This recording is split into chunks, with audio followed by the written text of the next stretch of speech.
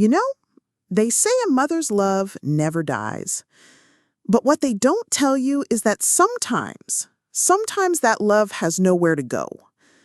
Sometimes it just sits there in your chest, heavy and useless, like carrying around a stone that used to be your heart. My name's Sarah, and I'm about to tell you something I've never said out loud before.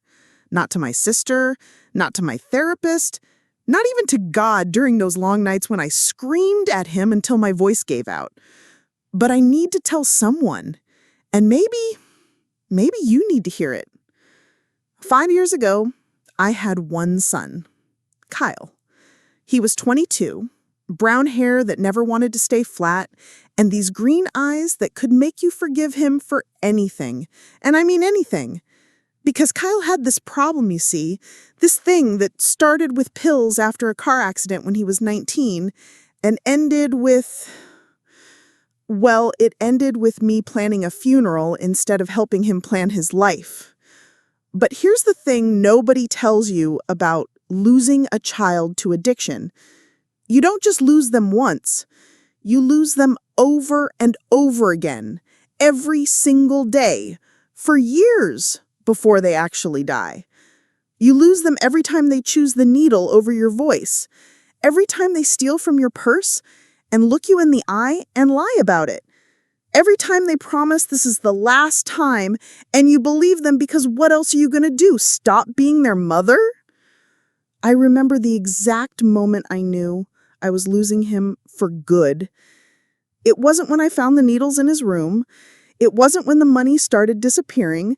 It wasn't even when he didn't come home for 3 days straight. It was when I made his favorite breakfast. Chocolate chip pancakes, the kind I used to make when he was 8 and would climb into bed with me on Saturday mornings. And he looked at them like they were poison, like I was trying to hurt him by caring. That's when I knew. That's when I understood that the boy who used to fall asleep in my arms during Disney movies was gone, and this stranger wearing his face was someone I didn't know how to love. But God help me, I tried. I tried so hard that I forgot how to love myself. I tried so hard that I started having conversations with his empty room just to remember what his voice sounded like when he was still mine. The day Kyle didn't come home was a Tuesday. I know because I always did laundry on Tuesdays. And I remember standing in front of the washing machine, holding his favorite t-shirt, this old thing with a faded band logo that he'd worn since high school, and something inside me just knew. You know how they say mothers have intuition? Well, mine was screaming. I called his phone 17 times. I called his friends, the ones I had numbers for anyway. Most of them were just like him, lost in that same dark place where love can't reach. I called the police, but they said he was an adult, and unless there was evidence of foul play, there wasn't much they could do. He'll come home when he's ready, the officer told me. They usually do. But Kyle never came home. Not on Tuesday. Not on Wednesday. Not ever. And that's where this story really begins. Not with his death, though that's coming and it's going to hurt, but with what happened after. Because sometimes, and I'm still trying to understand this myself, sometimes God takes away the one thing you think you can't live without to show you something you never knew you needed. I never wanted to be a mother to 27 kids. Hell, some days I wasn't even sure I was even good at being a mother to one. But life has this funny way of teaching you who you really are when everything you thought you knew about yourself gets stripped away. So if you're ready to hear about the worst thing that ever happened to me and how it somehow became the best thing I ever did, then stay with me, because this story might change how you think about loss.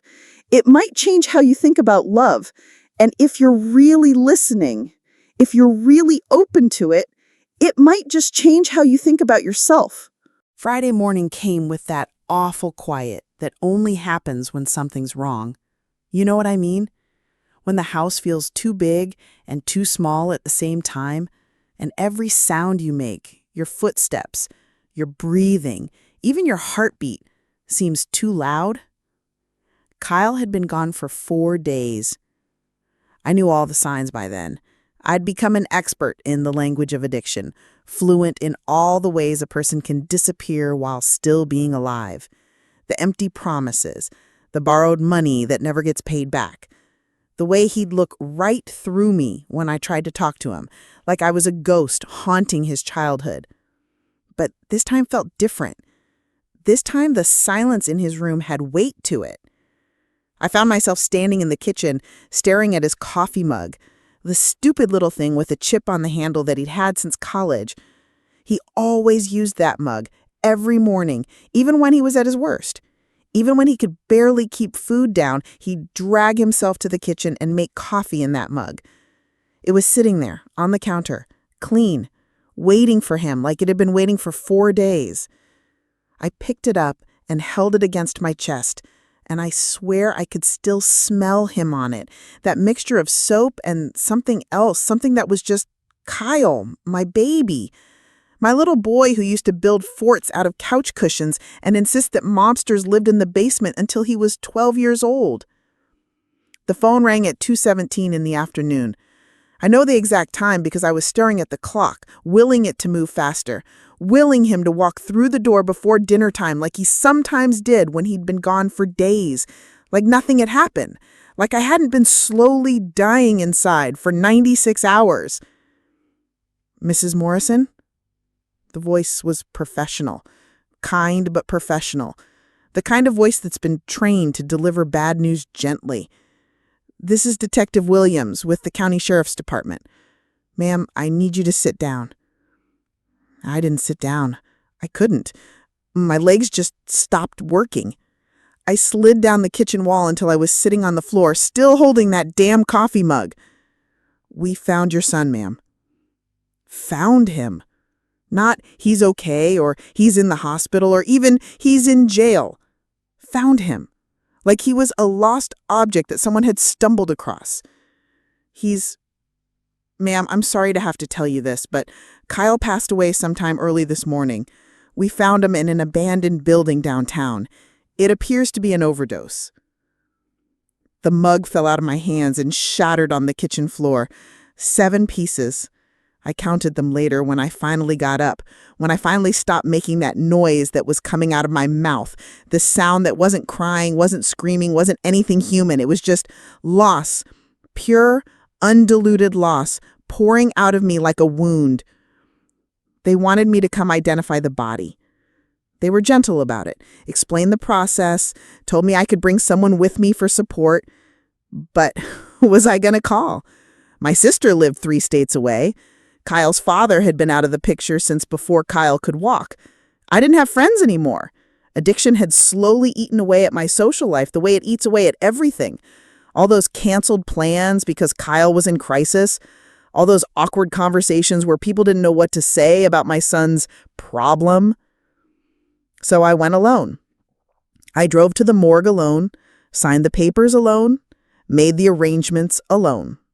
Because that's what addiction does to families. It doesn't just kill the addict. It slowly murders everyone around them, one relationship at a time, until you're standing in a room full of people at a funeral and somehow still completely, utterly alone. The funeral was on a Thursday. 17 people came. 17! For a boy who used to light up every room he walked into, who had friends who would have followed him anywhere back when he was still the Kyle I remembered. But addiction had burned those bridges too. Some of his old friends showed up, 3 of them, and they looked as lost as I felt. They kept saying things like, I should have done more, and if I just tried harder to reach out. And I wanted to shake them, tell them it wasn't their fault, that love isn't enough sometimes, that you can pour your whole heart into someone and they can still slip through your fingers like water. But I didn't say anything. I just sat in the front row of that half-empty church and listened to a pastor who barely knew Kyle talk about God's plan and eternal rest and peace beyond understanding. And all I could think was, where was this God when Kyle was shooting up in a condemned building? Where was this peace when my boy was dying alone in the dark? The worst part wasn't even the funeral. It was coming home afterwards, walking into a house that felt like a museum of my failed motherhood. Kyle's room, exactly as he left it. His bed unmade, his clothes on the floor, a half-empty water bottle on his nightstand that I couldn't bring myself to throw away because it was the last thing his lips had touched in this house. I sat on his bed that night, still wearing my black dress, and I tried to cry, really cry, the way mothers are supposed to cry when they lose their children. But nothing came. It was like the tears had frozen somewhere deep inside me, turned to ice that was too cold to melt. Instead, I talked to him, out loud, like he was there. "I'm sorry, baby," I whispered to his empty room. "I'm so sorry I couldn't save you. I tried so hard, Kyle. I tried everything I knew how to try. I would have done anything, given anything, been anything you needed me to be. But it wasn't enough. I wasn't enough."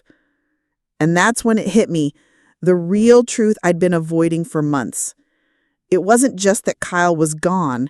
It was that I'd failed at the only job I'd ever really cared about. I'd failed at being his mother. And now I didn't know who I was supposed to be. The tears finally came that night, sometime after midnight.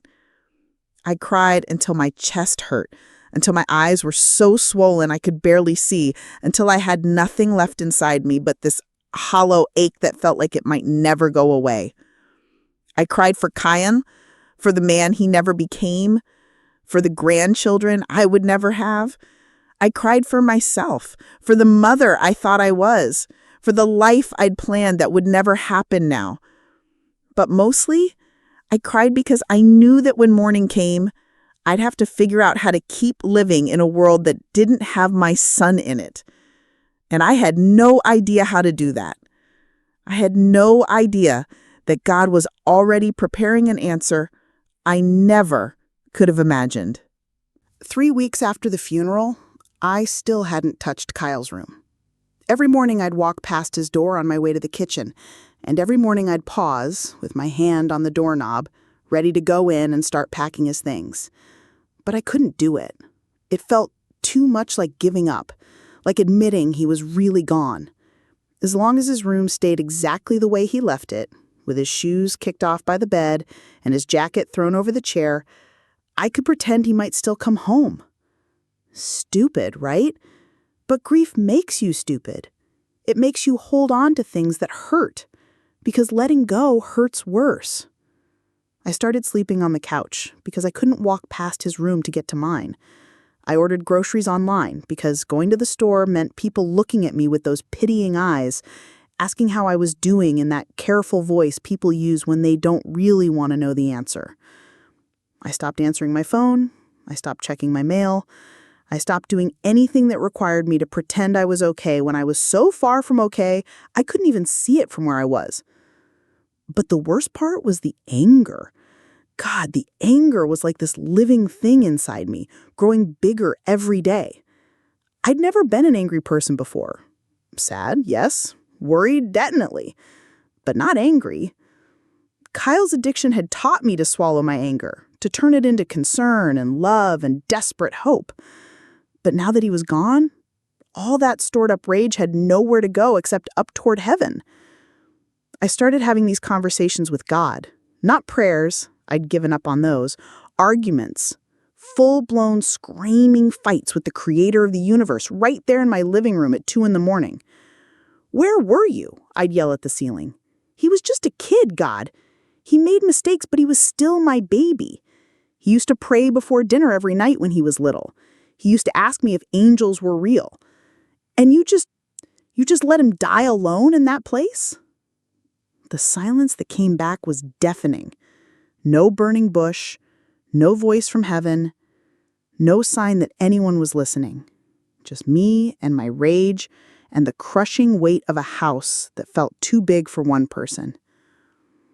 I think I might have lost my mind a little bit during those first few weeks. I'd catch myself setting 2 plates at dinner time, making coffee for 2 people in the morning. I'd hear the front door open and think for just a split second that Kyle was coming home. But it was always just the wind, or the house settling, or my imagination playing cruel tricks on me. The breaking point came on a Tuesday night exactly 1 month after the funeral. I was lying on the couch, staring at the TV without really seeing it, when I heard music coming from Kyle's room.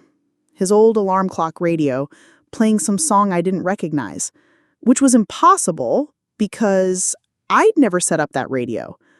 Kyle was the only one who knew how to work the stupid thing. I stood outside his door for 20 minutes, listening to that music, before I finally got the courage to go in. The room was exactly as he'd left it, but the radio was playing. Staticky and soft, but playing. I turned it off with shaking hands, and that's when I saw them. His journals. Kyle had kept journals since he was 14. Composition notebooks filled with his messy handwriting, stacked in a shoebox under his bed. I'd never read them, even when things got bad, even when I was desperate to understand what was happening inside his head. I'd respected his privacy. But now? I pulled out the most recent one and opened it to a random page. The entry was dated just 2 weeks before he died. I dreamed about Mom last night. She was younger, like when I was a kid, and she was making pancakes and singing that song she used to sing, the one about the mockingbird. I woke up crying because I remembered what it felt like to be her son before I became her disappointment. I wish I could go back to that. I wish I could be the boy she deserves instead of this thing I've become, but I'm too far gone now. Too broken. She's better off without me, even if she doesn't know it yet. I closed the journal and sat on his bed and sobbed. Not the angry tears I'd been crying, but deep, broken sobs that seemed to come from somewhere I didn't know existed.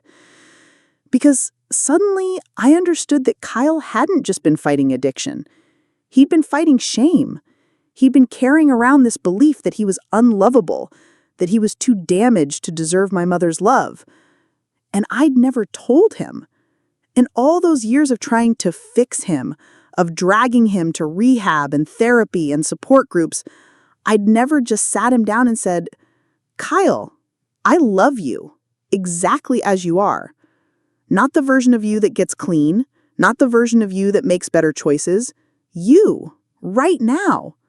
This is enough. That night I had the first real conversation with God I'd had since the funeral. Not an argument, not accusations, just talking. I don't understand your plan, I whispered into the darkness. I don't understand why you had to take him, but if he's with you now, if he's finally at peace, then please, please let him know. Let him know he was never my disappointment. Let him know he was always enough. I fell asleep in Kyle's bed that night, holding his journal against my chest. And I had the strangest dream. Kyle was there, but not the Kyle I'd last seen thin and hollow-eyed and desperate. This was my Kyle, my little boy, but grown up in a way that had nothing to do with age. He looked clean, not just physically, but spiritually, like someone had washed away everything that was hurting him. Mom, he said, and his voice was exactly the way I remembered it from before everything went wrong. I'm not alone anymore. I know, baby.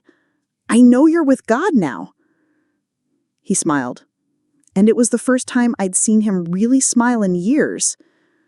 No, Mom, I mean, I'm not alone because of what you're about to do. The kids who are coming, they need you, and you need them. I woke up confused and somehow lighter, like someone had lifted a weight off my chest that I'd been carrying so long I'd forgotten it was there. The anger was still there, but it felt different, smaller, like it might actually be possible to live with it instead of being consumed by it. That Sunday, for the first time since the funeral, I got dressed and drove to church. I sat in the back row and I didn't sing the hymns or recite the prayers. I just sat there and tried to remember what hope felt like. Tried to believe that maybe, just maybe, there was still some purpose left in this broken life of mine. I had no idea that purpose was sitting on the church steps waiting for me. The first thing I noticed about him wasn't that he was dirty, or that his clothes didn't fit right, or even that he was barefoot in October. It was his eyes. This kid couldn't have been more than 14, but his eyes looked like they'd seen too much, like they belonged to someone much older who'd been carrying heavy things for too long. He was sitting on the church steps when I came out after service, hunched over with his arms wrapped around his knees, staring at nothing. Most people walked right past him, like he wasn't even there. You know how that works in small towns. We're real good at not seeing things that make us uncomfortable. But I saw him. Maybe because I'd been invisible myself for the past month, or maybe because something about the way he was sitting reminded me of Kyle when he was little and upset about something. That same folded in on himself posture, like he was trying to take up as little space as possible. I walked over and sat down next to him on the steps. Didn't say anything at first. Just sat there. Sometimes that's what people need most. Not questions or advice or someone trying to fix them. Just someone willing to sit in the quiet with them. After a few minutes, he glanced over at me. Up close, I could see he was even younger than I'd thought, maybe 13. His hair was dark and overgrown, hanging in his eyes, and there was a bruise on his cheek that looked like it was starting to fade. "You okay, honey?" I asked. He shrugged, which, in teenager language, usually means, "No, but I don't want to talk about it." "I'm Sarah," I said. "What's your name?" "Nick." His voice was quiet, cautious, like he wasn't used to adults asking his name without following it up with accusations. "You hungry, Nick?" Another shrug, but this time his stomach growled loud enough that we both heard it. Despite everything, I almost smiled. Some things about kids are universal, no matter how hard their lives have been. "Come on," I said, standing up. "I was just about to go home and make some sandwiches. You can help me eat them." He looked at me like I'd grown a second head. "You don't know me." "No," I agreed, "but I know what hungry looks like. And I know I made way too much soup yesterday, and it's just gonna go bad if someone doesn't help me finish it." That was a lie. I'd barely been eating at all since Kyle died, and I definitely hadn't made soup. But something about this kid reminded me of what it felt like to want to take care of someone, and I'd forgotten how good that feeling was. Nick followed me home, staying about 10 feet behind me the whole way, like he might need to run at any moment. I didn't push. I just walked slow and kept talking about the weather, about how pretty the leaves looked, about anything that might help him relax. When we got to my house, he stopped at the end of the driveway. "Maybe I should go," he said. "Why?" He looked at his bare feet, then at my house with its neat lawn and painted shutters. I don't belong in places like this." And that's when my heart just broke wide open. Because I heard Kyle in those words. Kyle at 15, telling me he was too messed up to deserve good things. Kyle at 18, pushing away every opportunity because he'd convinced himself he didn't deserve them. Kyle at 22, dying alone because he believed he wasn't worth saving. "Nick," I said, and I tried to keep my voice steady, "the only requirement for belonging in my house is being hungry. You qualify."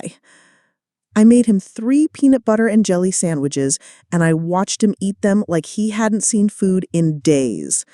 Which, it turned out, he hadn't. He'd been sleeping in an abandoned warehouse downtown with a group of other kids, he told me between bites. Kids whose parents had kicked them out, or who had aged out of foster care with nowhere to go, or who'd run away from situations that were worse than being homeless. "How long have you been out there?" I asked. 6 months, he said, "since my mom's boyfriend decided he didn't want me around anymore." 6 months. This baby had been on the streets for 6 months, and somehow he was still polite and soft-spoken and careful to use his napkin. Someone had raised him right before everything went wrong. After he finished eating, he helped me clear the cable without being asked. Then he stood by the door, shifting from foot to foot. "I should go," he said. "Thank you for the food." "Nick," I called as he reached for the door handle. "You know where I live now. If you get hungry again or if you need anything, you can come back, okay?" He nodded, but I could tell he didn't believe me. In his world, adults probably said things like that all the time and then forgot about them 5 minutes later. After he left, I sat at my kitchen table and stared at the crumbs on his plate. For the first time in a month, I'd had a conversation that wasn't about Kyle, thought about someone else's problems instead of my own, and it felt not good, exactly, but different. Like maybe there were other ways to be useful in the world besides being Kyle's mother. That night, I made actual soup, a big pot of vegetable beef that would feed an army. I told myself it was just because I was tired of ordering takeout, but deep down, I knew the truth. I was hoping Nick would come back. He did, 2 days later, but he wasn't alone. I was pulling weeds in my front garden when I looked up and saw them coming down the street. Nick and 3 other kids, all of them thin and carrying everything they owned in backpacks or grocery bags.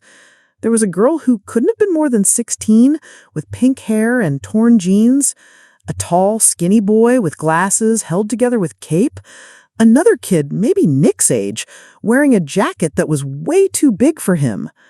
They stopped at the end of my driveway, and Nick said something to the others that I couldn't hear. Then he walked up to where I was kneeling in the dirt. "The soup you made, is there any left?" I looked at him, then at his friends hovering uncertainly by the street, and I felt something shift inside my chest, something that felt almost like purpose. "There's plenty," I said, "but it's not going to be enough for all of you. How about we order some pizza to go with it?" The girl with pink hair stepped forward then. "We have money," she said quickly. "We're not asking for charity." "I know you're not, but I'm asking for help. I made way too much soup and I hate eating alone. If you're willing to help me finish it, I'd consider it a favor." That's how it started. 4 kids sitting around my kitchen table, eating soup and pizza and telling me their names. Nick, who I already knew, Maya, the pink-haired girl who'd been living in her car until it got repossessed, Jerome, the tall one with taped glasses who'd aged out of foster care 3 months ago, and Danny, the youngest, who wouldn't tell me why he'd left home but had flinch marks around his ribs that told me more than words could. They were careful at first, polite and distant, like they were expecting me to change my mind and ask them to leave. But as the evening went on, they started to relax. Maya laughed at something Jerome said. Danny asked for seconds. Nick helped me clear the table without being asked. Then, when it was time for them to go, I did something that surprised even me. "Same time tomorrow?" I asked. "I'm thinking of making some chili." Maya looked at Nick, then at me. "Sure about that?" "I'm sure." And for the first time since Kyle died, I actually meant it. They came back the next night, and the night after that. And pretty soon, I wasn't just making dinner for 4 homeless kids. I was making dinner for my kids. Because that's what they were becoming, whether I'd planned it or not. It was Danny who broke me. 3 weeks into our dinner routine, he showed up at my door on a Thursday morning. Not evening, like usual, but morning. Early morning, like he'd been walking all night. His face was streaked with tears and there was blood on his shirt. "I didn't know where else to go," he said. And then he just collapsed. Right there on my front porch, this tiny 14-year-old kid who'd been trying so hard to be tough just crumbled. I got him inside, cleaned him up, made him hot chocolate with extra marshmallows like I used to do for Kyle when he had bad days at school. Danny wouldn't tell me what happened, but the bruises told their own story. Someone had hurt him. Someone who was supposed to protect him had hurt him instead. And sitting there in my kitchen, watching this broken child try to disappear into my couch cushions, all I could think was, I am not qualified for this. I couldn't even save my own son. What the hell am I doing trying to save someone else's? The doubts that had been whispering in the back of my mind for weeks suddenly got a lot louder. Who was I kidding? I was a woman who'd failed at the most basic job a mother has, keeping her child alive. I'd missed all the signs with Kyle, or maybe I'd seen them and just refused to believe them. I'd enabled him, or I'd been too strict, or I'd loved him wrong somehow. And now I was pretending I could help these kids when I couldn't even help myself? Danny fell asleep on my couch around noon, curled up like a cat, with one of Kyle's old blankets wrapped around him. I sat in the kitchen and stared at my hands and tried to figure out what I was supposed to do next. Call social services? Try to find his family? Mind my own business and let him figure it out himself? That's when Nick showed up. He came to the back door like he always did, but instead of his usual careful knock, he was pounding on the glass. When I let him in, his face was frantic. "Where's Danny?" he asked. "Maya said she saw him walking this way this morning, but he never came back. We've been looking everywhere." "He's here," I said. "He's safe. He's sleeping." Nick's whole body sagged with relief. "What happened? He's been weird all week, like something was scaring him, but he wouldn't talk about it." I looked at this boy who was barely 16 himself, who'd somehow become the leader of their little group, who was carrying the weight of protecting kids he'd only known for a few months. And I saw myself in him. That desperate need to fix everything, to keep everyone safe, to somehow be enough for people who needed more than any one person could give. "Nick, sit down. We need to talk." I made him a sandwich and told him what I could without betraying Danny's privacy. That he'd been hurt, that he was scared, that sometimes the people who are supposed to love us are the ones who hurt us the most. "I want to help him," Nick said. "I want to help all of them, but I don't know how. I'm just a kid too." "Yeah," I said. "Me too." He looked at me funny. "You're not a kid." "No, but I don't know how to help either. I had one son, Nick, one. And I failed him so completely that he died alone in a building full of strangers. What the hell am I doing trying to save someone else's?" Nick was quiet for a long time, just staring at his sandwich. Then he said something that knocked me sideways. "Kyle told me about you." I felt the blood drain out of my face. "What?" "Before he died, I met him a few times at the shelter downtown. He used to talk about his mom, about how she never gave up on him, even when he gave up on himself. He said you were the only good thing in his life, and he was destroying that too." I couldn't breathe. "He said that?" Nick nodded. "He was proud of you, you know. Said you were the strongest person he'd ever met. Said if he could be half the person you were, he might actually be worth something." The tears came then, hot and fast and painful, because Kyle was proud of me. Kyle, who I thought saw me as nothing but a disappointment, as another person trying to control his life. "I don't feel strong," I whispered. "I feel like I'm drowning." "Yeah, Nick said that you told him that once, when he was little and scared of swimming lessons. You said being brave doesn't mean you're not scared. It means you keep going anyway." I remembered that conversation. Kyle was 7, clinging to the side of the pool, convinced he was going to drown. I'd gotten in the water with him, held him up while he learned to float, told him that everyone feels like they're drowning sometimes, but that doesn't mean they are. You keep showing up, Nick continued, even when you don't know what you're doing, even when you're scared. That's what makes you a good mom, not having all the answers, just showing up.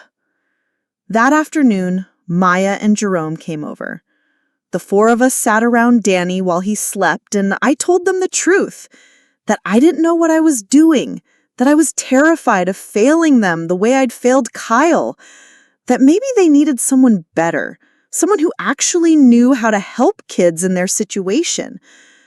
Maya, who usually kept her walls up so high you needed a ladder to see over them, reached across the coffee table and took my hand. "Sarah," she said, "do you know what you gave me last week?" I shook my head. "You remembered that I don't like onions in my soup. Nobody's remembered something I don't like in, God, I can't remember how long. My own mother used to forget my birthday, but you remembered that I don't like onions." "That's not much," I said. "It's everything," Jerome said quietly. "It's someone caring enough to notice. It's someone thinking we're worth noticing." Danny stirred then, blinking awake slowly. When he saw all of us sitting there, his face crumpled. "I'm sorry," he said. "I didn't mean to bring my problems here. I didn't have anywhere else to go." "This is exactly where you should have come," I said, and I meant it. "This is exactly where you belong." That night, after the others had gone back to wherever they were sleeping, Danny asked if he could stay. "Just for one night," he said, "just until he figured out what to do next." "You can stay as long as you need to," I told him. "But Danny, honey, we're gonna have to figure out a real plan. I can't just have you living here without making it official somehow." He nodded like he understood, but I could see the fear in his eyes. The fear that making it official meant losing the first safe place he'd found. That night, I lay in bed and thought about what Nick had said, about showing up, about being brave, not meaning you weren't scared. And I realized something that should have been obvious, but had somehow escaped me until now. I wasn't trying to replace Kyle. These kids weren't substitutes for the son I'd lost. They were just kids who needed someone to show up for them, the same way Kyle had needed someone to show up for him. And maybe, just maybe, I could do for them what I'd never figured out how to do for him. Maybe I could help them believe they were worth saving. 2 days later, I was standing in line at the county courthouse, holding paperwork to become a licensed foster parent. My hands were shaking, and I felt like I might throw up, but I was there. I was showing up. Because that's what mothers do. 6 months later, my 3-bedroom house had somehow become home to 9 teenagers. It started with Danny, officially. The foster care paperwork went through faster than I had expected, maybe because there were more kids who needed homes than there were people willing to take them. Danny moved into Kyle's room, which felt like the most natural thing in the world and also broke my heart a little bit every time I walked past it. Then Maya's car situation got worse. Turns out sleeping in a broken-down Honda Civic in January isn't sustainable, so she started staying in the living room just temporarily. Jerome followed a week later when the shelter downtown kicked him out for being over 18. Then came Alex, a 15-year-old who'd been bouncing between relatives who didn't want him. Then Sophia, 16 and pregnant and terrified. Then Marcus, then Jade, then 2 brothers, Tommy and Sean, who refused to be separated. My grocery bill went from $50 a week to $300. My water heater gave up trying to provide hot water for that many teenagers. My washing machine ran constantly, and there was never, ever a quiet moment in the house. It was chaos. Beautiful, exhausting, overwhelming chaos. Every morning started the same way, me standing in the kitchen at 6 a.m. making pancakes for whoever was awake and coffee for those who weren't awake yet but needed to be. The bathroom schedule was posted on the refrigerator and enforced like martial law. House rules were simple: no drugs, no violence, everyone contributes to chores, and if you're going to be late for dinner, you call. That last one was the hardest for them to follow. These kids were used to being invisible, to coming and going without anyone noticing or caring. The idea that someone would worry if they didn't show up was foreign to most of them. "You don't have to check up on us," Maya said one night when I asked where she'd been. "I'm not checking up on you. I'm caring about you. There's a difference." But it wasn't all heartwarming moments and family dinners. Living with 9 traumatized teenagers is like trying to defuse a different bomb every day. Danny had nightmares that woke up the whole house. Sophia was so scared of being abandoned that she tested my limits constantly, pushing to see if I'd kick her out like everyone else had. Marcus had anger issues that made holes in my walls. Jade had an eating disorder that turned every meal into a battlefield. And me? I was drowning. The county social worker, Mrs. Patterson, came by for her monthly visits and kept telling me I was taking on too much. "This isn't a group home, Mrs. Morrison," she'd say, looking around at the mattresses on floors and the organized chaos that my house had become. "You're not equipped for this many kids." But what was I supposed to do? Turn them away? Tell Danny he could stay but Maya had to go? Split up Tommy and Sean after they'd already lost everything else?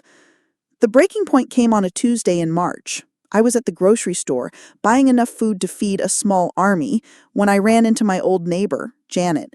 We'd been friends before Kyle got bad, back when I still had time for book clubs and coffee dates. "Sarah," she said, like she was genuinely happy to see me. "How are you doing?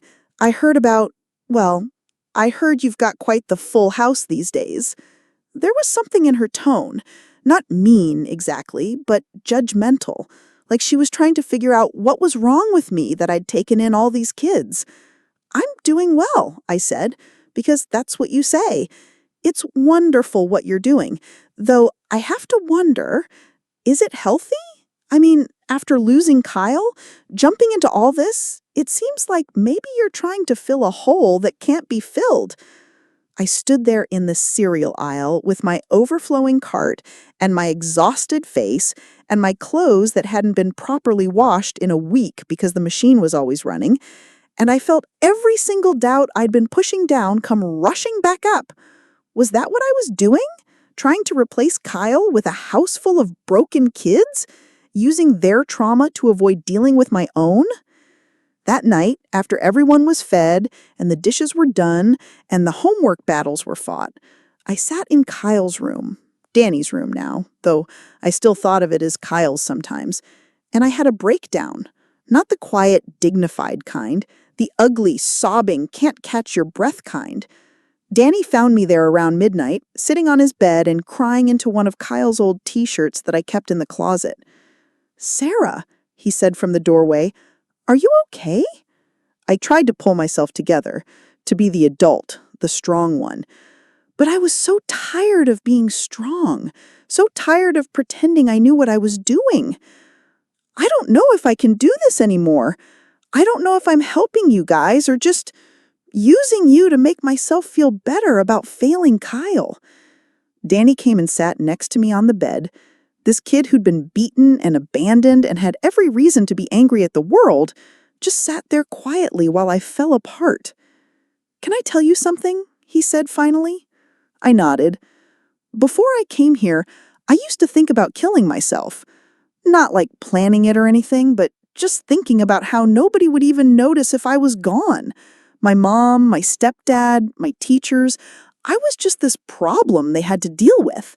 But here," he looked around the room, at his clothes hung up in the closet, at his books on the nightstand, at the photo I'd taken of all the kids that was tacked to the wall. "Here, I matter. Not because I'm good, or because I don't cause problems, but just because I'm me. You made me matter." "Danny," I started, but he held up his hand. "I'm not done. You think you failed Kyle? Maybe you did. I don't know what happened with him, but you didn't fail us.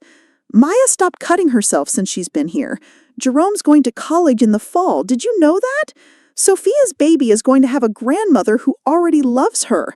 Marcus hasn't gotten in a height in 2 months. And me? I'm not thinking about dying anymore. I'm thinking about living. The next morning, I called Mrs. Patterson and told her I wanted to make this official. Not just fostering kids one at a time, but actually opening a group home, getting licensed, getting funding, doing this right. Are you sure about this, Sarah? She asked. It's a big commitment, a lot of paperwork, a lot of oversight. I'm sure, I said. And for the first time in months, I actually was. 3 weeks later, I was standing in my backyard watching 9 teenagers plant a garden. Tommy was arguing with Sean about where the tomatoes should go. Maya was teaching Sophia how to tell the difference between weeds and herbs. Jerome was explaining photosynthesis to anyone who would listen. Danny was just sitting in the dirt, smiling at the chaos around him. This wasn't what I'd planned for my life. Hell, 6 months ago, I could barely get out of bed. But looking at these kids, my kids, laughing and bickering and growing things in the dirt, I realized something important. Sometimes the best things in life are the ones you never saw coming. Sometimes the family you create is even more precious than the family you were born with. And sometimes, just sometimes, God uses your biggest failure to set you up for your greatest success. The first sign of trouble came on a Monday morning when I found Jaden going through my kitchen cabinets. Jaden was 17, had been with us for 2 months, and was one of the hardest kids I'd ever tried to reach. He'd been in and out of the system since he was 8, had more walls up than Fort Knox, and trusted absolutely no one. Getting him to even make eye contact was a victory. Getting him to participate in family dinners was like winning the lottery.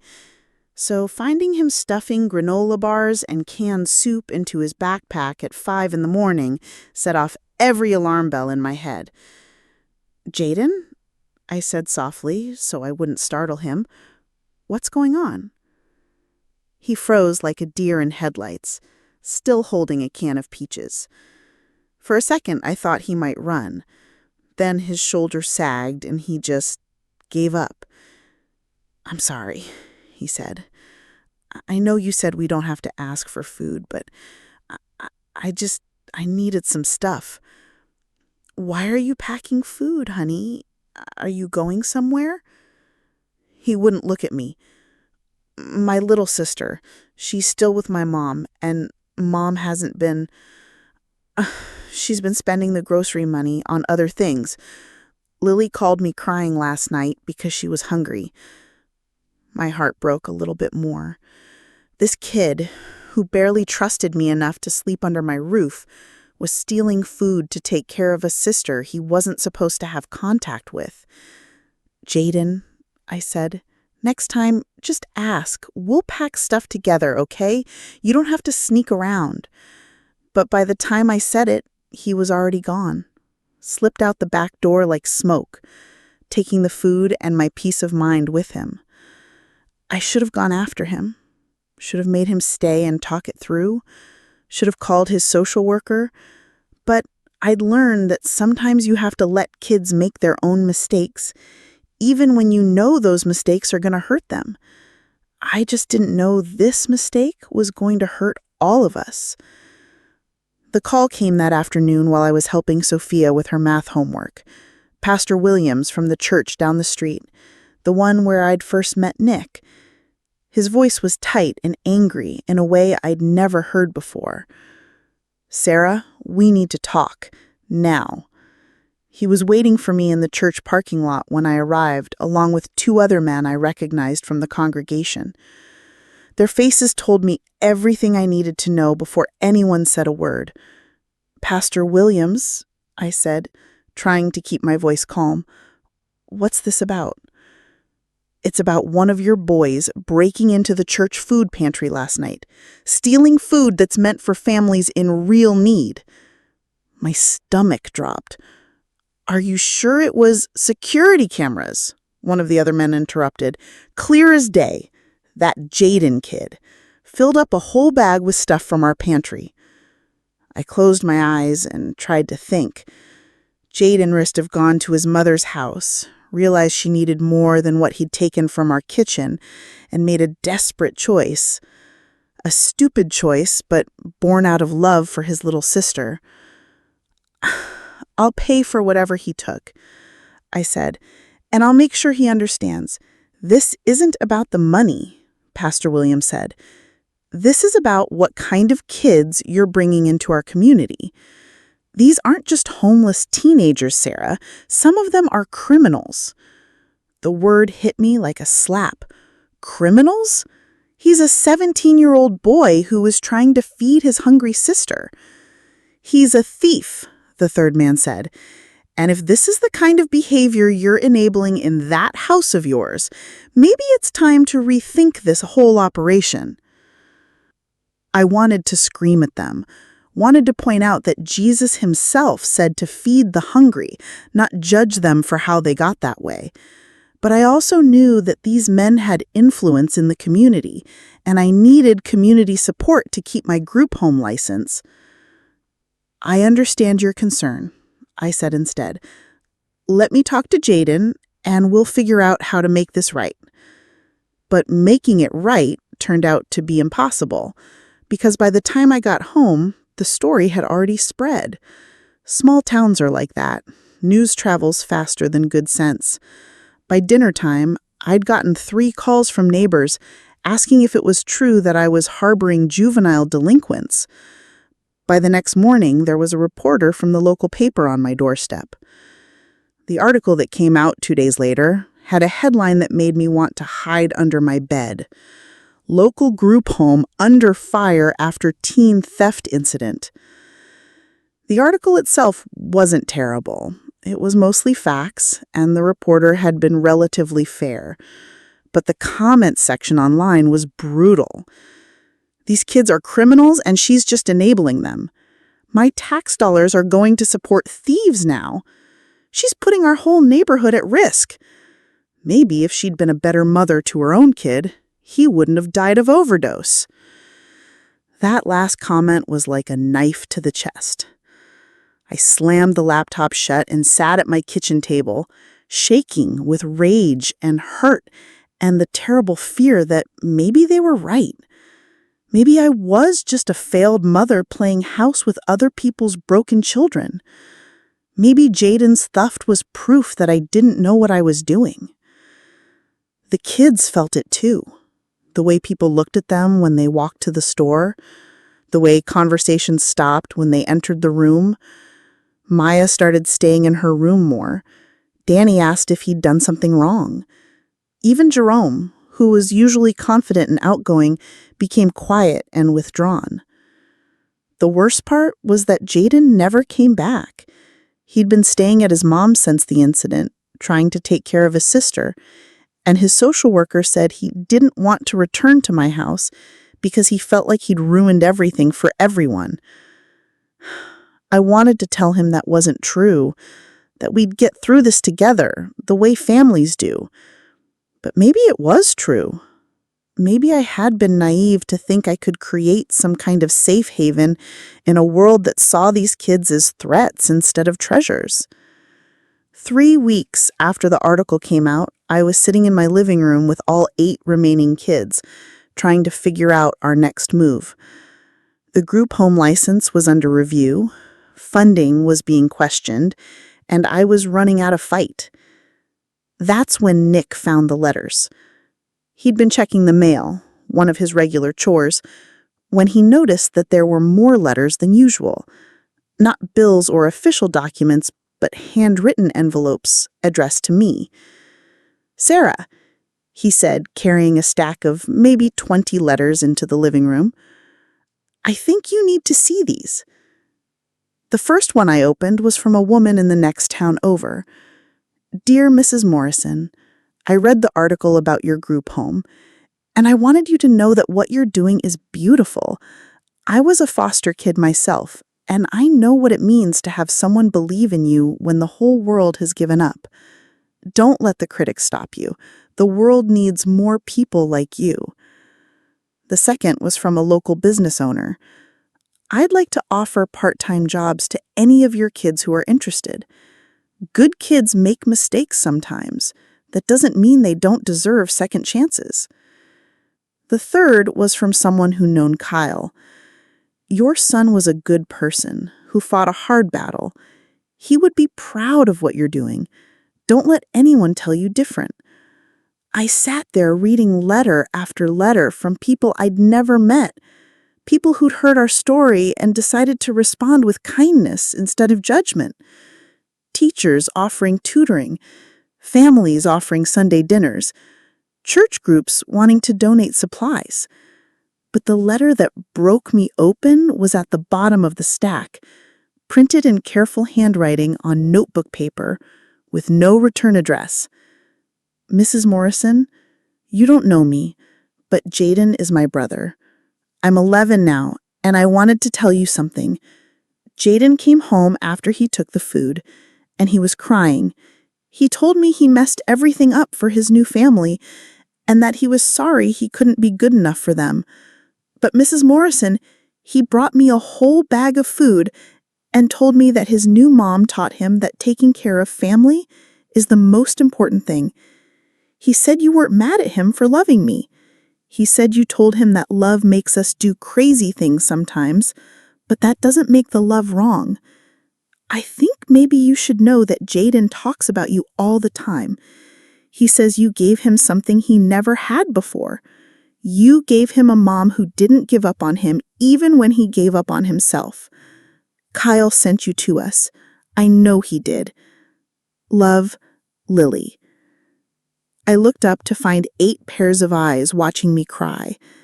Kids who'd been carrying their own shame about Jaden's mistake, their own fear that they might be the next to mess up and lose their home. He's coming back, I said, wiping my eyes with my sleeve. Jaden's coming back, and we're going to get through this, all of us, together.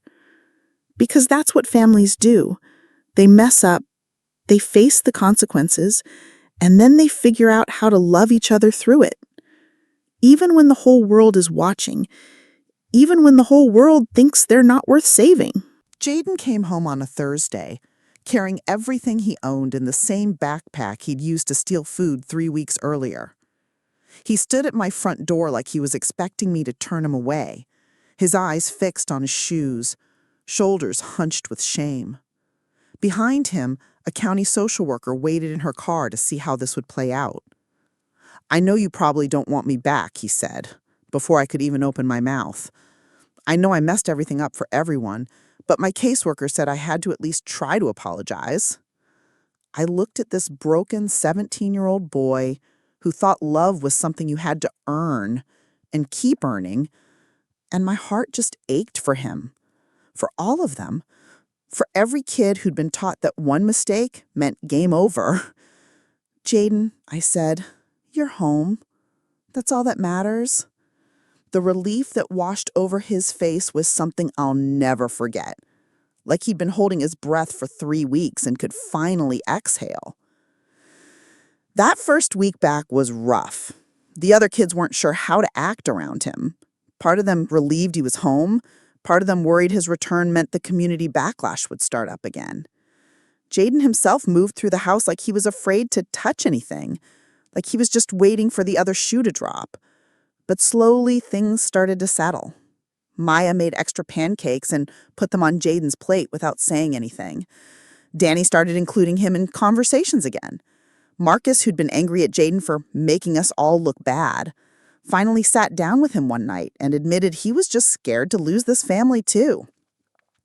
The real turning point came a month later, in the most unexpected way. I was in the kitchen making lunch when I heard a knock at the front door. Not the usual pounding that meant one of the kids had forgotten their key, but a soft, hesitant knock.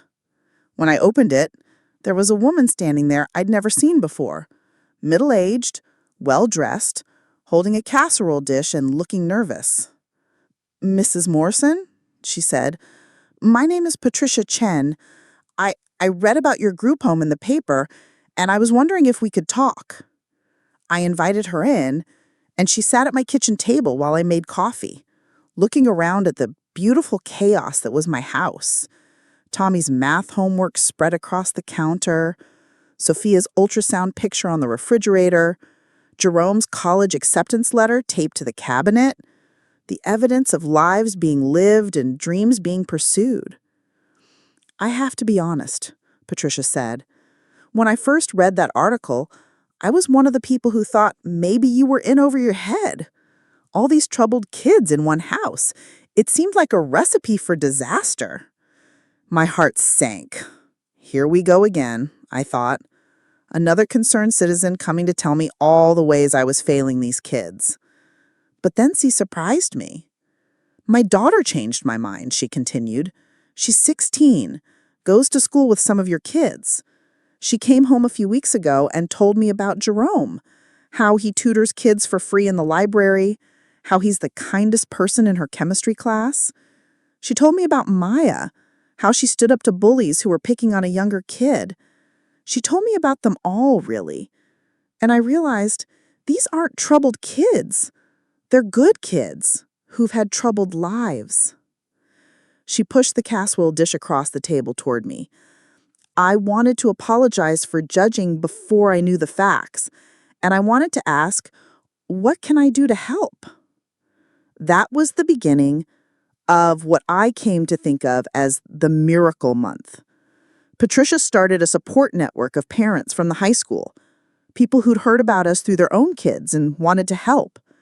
Within 2 weeks, we had volunteers offering everything from tutoring to job training to simple things like birthday parties for kids who'd never had them.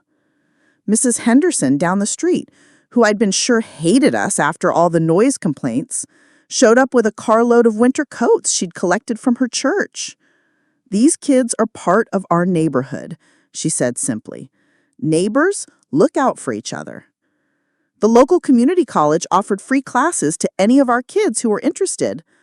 3 different restaurants offered part-time jobs. Good jobs, not just washing dishes, but real opportunities to learn skills. But the moment that really got to me happened on a random Tuesday evening.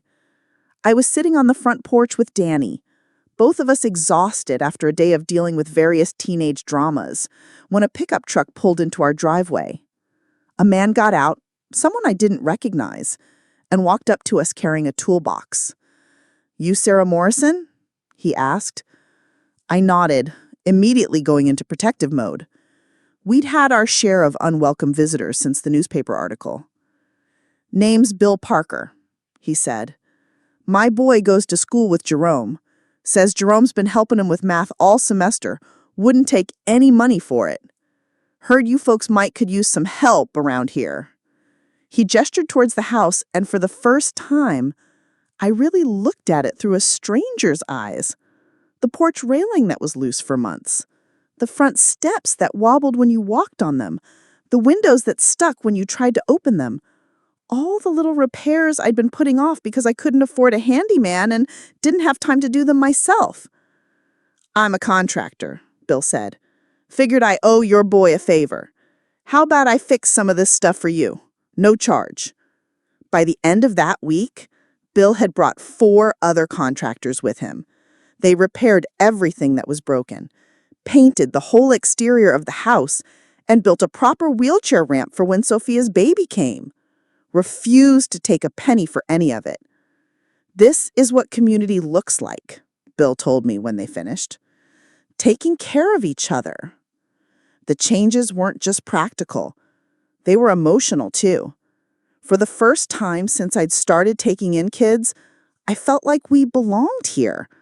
Like we weren't just being tolerated, but actually welcomed. The kids felt it too. They started walking taller, smiling more, believing that maybe they really were worth investing in. Jerome got into 3 more colleges and decided on the state university with a partial scholarship. Maya started talking about becoming a social worker so she could help kids like herself. Danny joined the school's peer counseling program.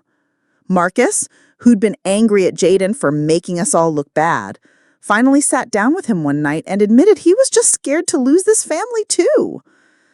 And Jaden started visiting his sister regularly, with my help and his social worker's approval. We'd drive over on Sundays, bringing groceries, and spending the afternoon playing with Lily while his mom got some rest. Watching Jaden with his little sister, seeing how gentle and protective he was, reminded me every time why he made the choice he made. Love makes us do desperate things sometimes. That doesn't make us criminals. It makes us human. 6 months after Jaden came home, I was going through the mail when I found an envelope with no return address. Inside was a single piece of notebook paper with a child's drawing. Stick figures, holding hands under a rainbow, with "Thank you for giving me my brother back," written in careful cursive at the bottom.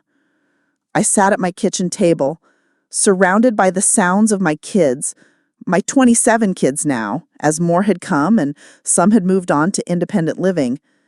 And I thought about that first night when Nick had knocked on my door. How scared I was. How sure I was that I had nothing left to give.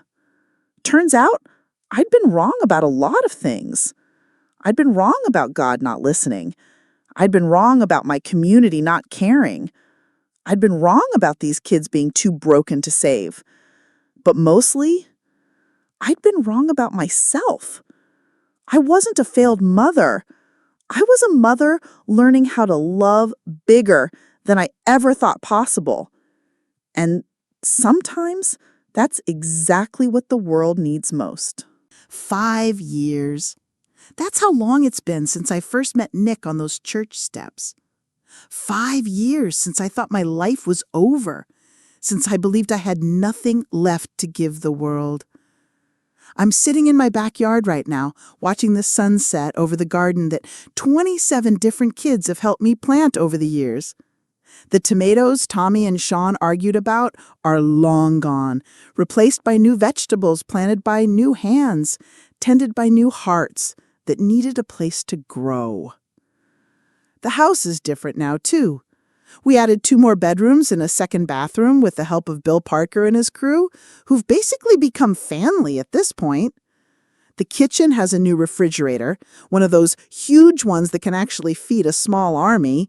The living room has couches that don't sag anymore and a dining table that seats 12 people comfortably.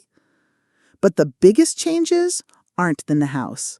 They're in the kids who've called it home. Jerome graduated from college last month with a degree in social work. He got a job with the county working with kids aging out of foster care. "I want to be for them what you were for me," he told me at his graduation party. Someone who sees potential instead of problems. Maya finished her GED, enrolled in nursing school. She still has that pink streak in her hair. Some things never change.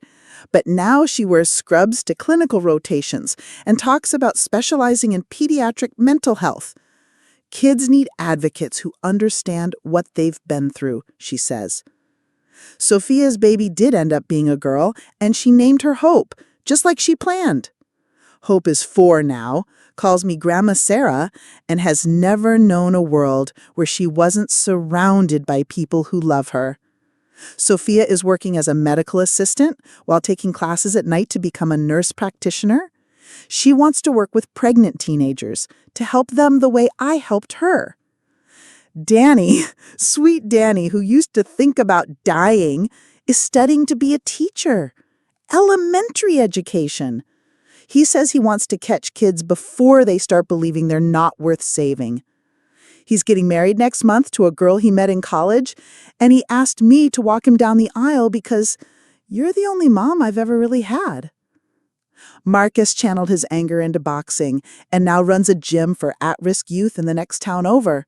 He calls me every Sunday, and we talk about his kids the way we used to talk about him, with hope and frustration and fierce protective love. Jade overcame her eating disorder with therapy and support and stubbornness that would make anyone proud. She's a chef now, owns her own small restaurant, and makes sure there's always free meals available for anyone who can't afford to eat. Food is love, she tells people. Everyone deserves both. Tommy and Sean both joined the military after high school. Stayed together, of course. They're stationed in Germany now, but they email me pictures and stories about the places they're seeing, the people they're meeting. They're men now, but they still sign their emails, "Your boys." Jaden finished high school and got a job with a local construction company, the same one Bill Parker owns. He saved up money, got his own apartment, and petitioned for custody of his little sister Lily. She's 16 now, lives with him, and calls me Aunt Sarah. She wants to be a social worker too, says she wants to help keep families together instead of torn apart. And then there's Nick. Nick, who was the first, who taught me that showing up was enough, who reminded me that Kyle would be proud of what we built here. Nick graduated from college with honors, got married to a wonderful girl named Emma, and moved back to town last year. He's a counselor at the high school now, and yesterday he knocked on my door with news that made me cry happy tears for about an hour straight. "Sarah," he said, grinning like a kid on Christmas morning, "Emma and I are having a baby, a boy, and we want to name him Kyle." Kyle. My son's name, carried forward by a boy I met sitting on church steps, who became my son in every way that matters. I thought a lot about Kyle while Nick was telling me about the baby, about how proud he would be of what his death set in motion, about how many lives have been changed because of a conversation I had with God in the darkness of my grief, about the worst thing that ever happened to me became the catalyst for the best thing I ever did. Not all 27 kids stayed in touch. Some moved far away, started new lives, left their time here in the past where they needed it to be. That's okay. That's what growing up looks like sometimes, moving forward without looking back. But enough of them stayed. Enough of them remember. Enough of them understand what we built here together. Last Christmas, 18 of them came home for dinner. 18 adults who used to be broken children, sitting around my dining room table with their spouses and their own children, laughing and arguing and telling stories about the old days. Watching them, I understood something I never had before. This was never about me saving them. This was about all of us saving each other. These kids taught me how to be brave when I thought courage had died with Kyle. They taught me how to love without conditions, how to hope without guarantees, how to believe in possibilities when all I could see were problems. They taught me that God doesn't waste anything, not even our deepest pain, not even our greatest failures, not even our most devastating losses. Kyle's death broke my heart wide open, but that breaking created space for more love than I ever knew was possible. 27 kids have called me mom now. Dozens more have sat at my table, slept under my roof, been held while they cried or celebrated while they succeeded. I keep a journal now, just like Kyle used to. And yesterday, I wrote something in it that I want to share with you because maybe you need to hear it too. Maybe you're sitting in your own darkness right now, wondering if your pain has any purpose, if your story has any meaning beyond the hurt. I wrote, "I lost one son to addiction, and I thought that was the end of my story as a mother. But God had a different plan. He gave me 27 more children, and through them He gave me back my purpose. He took my grief and turned it into grace. He took my failure and turned it into a foundation for something beautiful. Not all of us get happy endings. Not all stories have neat conclusions where everything works out perfectly. But sometimes, if we're very lucky, if we're very brave, if we're willing to stay open to possibilities we never imagined, we get something better than a happy ending. We get a meaningful one. We get to matter in ways we never thought possible. We get to love and be loved by people who weren't supposed to be ours, but somehow became our everything. Kyle's room is still his room, but it's also been Danny's room and Marcus's room and 3 other boys' rooms over the years. His pictures are still on the walls, mixed in with pictures of all the kids who came after him. His memory lives here, but so do all the new memories we've made. Sometimes late at night, when the house is quiet and I'm sitting in the kitchen with my coffee, I feel him. Not scary or sad, just present. Like he's checking in, making sure his brothers and sisters are okay, making sure his mom is okay too. And you know what? We are okay.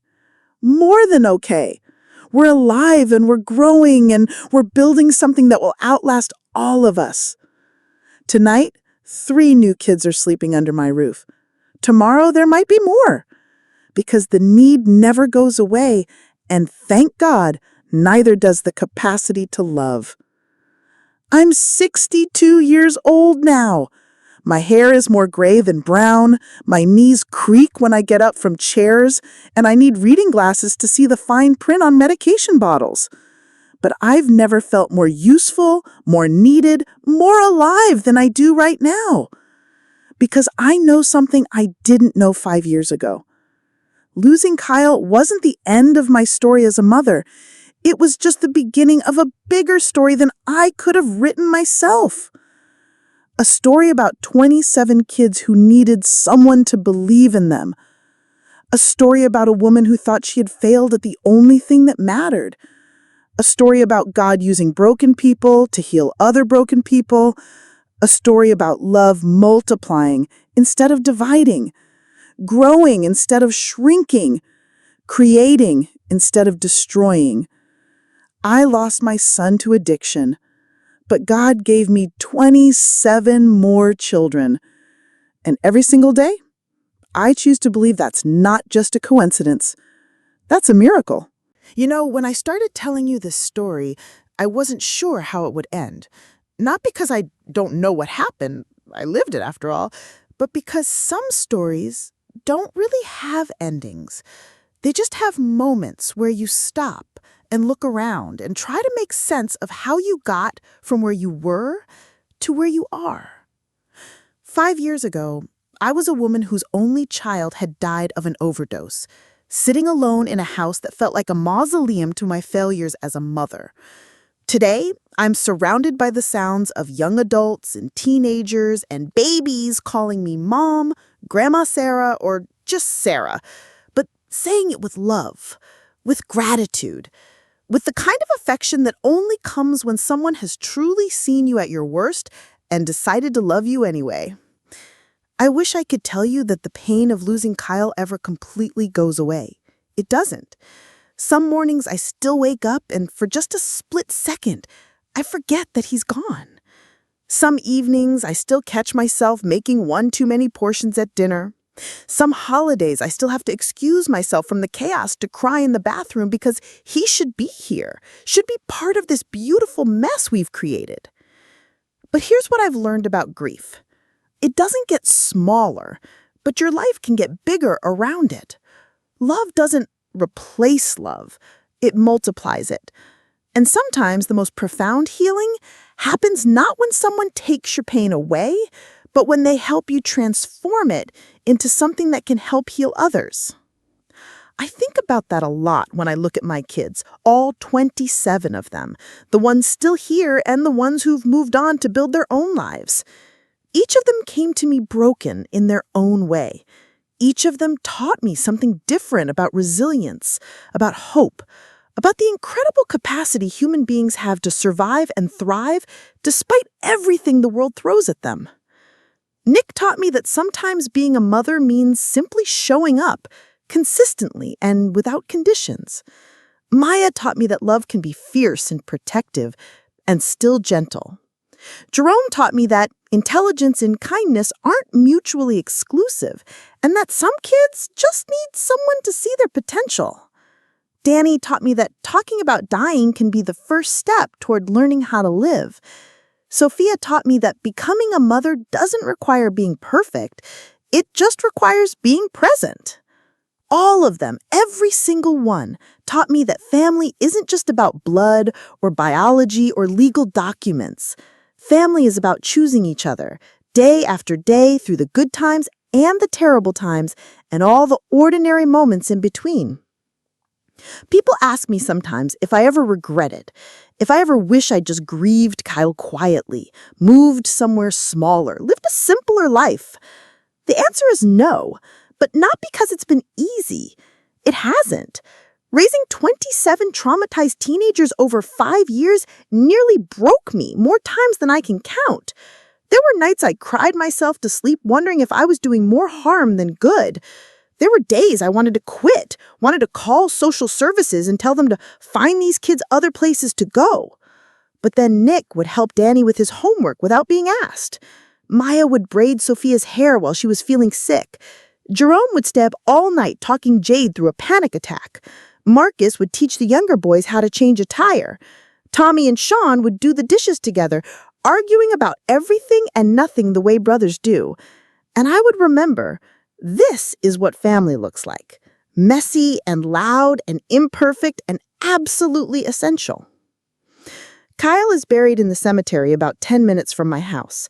I visit him every month, and I tell him about his brothers and sisters, because that's what they are, all of them.